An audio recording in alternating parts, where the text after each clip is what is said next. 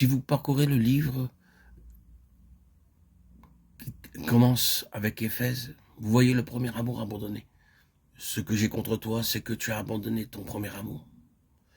Vous voulez une explication de cet abandon du premier amour, et vous découvrez qu'elle ne doit pas être cherchée dans le simple déclin d'un enthousiasme, mais bien dans un antagonisme spirituel raisonné. L'ennemi multipliant ses efforts pour tâcher d'éteindre dans le cœur du croyant le feu de l'amour pour Dieu. Vous savez bien ce qu'il en est du véritable amour pour le Seigneur. Il ne s'en va pas ainsi de lui-même.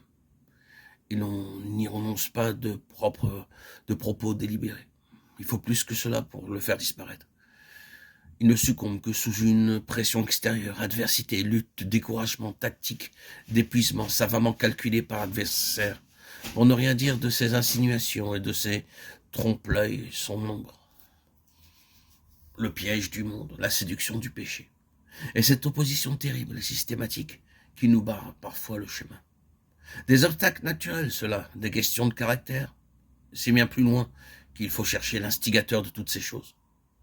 C'est contre le trône de Dieu qu'elles sont dirigées, contre cet objectif suprême qui est maintenant devant nous.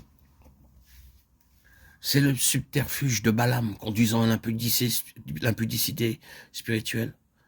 C'est la doctrine des Nicolaïtes, c'est la femme Jézabel, la fausse prophétesse. C'est l'apparence de la vie sans la réalité, la simple profession de foi sans rien derrière. Ce sont les protestations de ceux qui se disent juifs et ne le sont pas, mais sont une synagogue de Satan.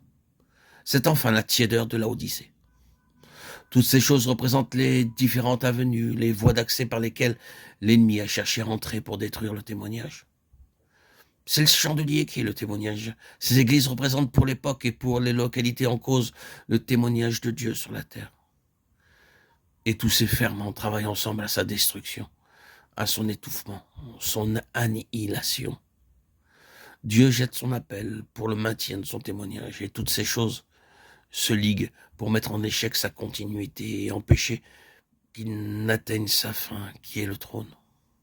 Aussi, voyez-nous qu'ils ont vaincu à cause du sang de l'agneau et à cause de la parole de leur témoignage.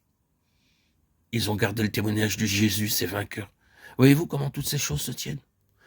Qu'il s'agisse donc des persécutions que les saints ont à subir et qui sont mentionnées, ou qu'il s'agisse des attrapes, des pièges, des séductions que le serpent fait miroiter devant nous, ou qu'il s'agisse encore des épreuves, des revers, des souffrances du peuple de Dieu, souffrances si nombreuses que si nous n'arriverions jamais à en dresser la liste, tout ce que nous sommes appelés à traverser parce que nous cherchons à marcher avec Dieu et à rester fidèles, tout cela n'a qu'un but, mettre en échec l'objectif suprême, empêcher cette phalange de vainqueurs de parvenir au trône.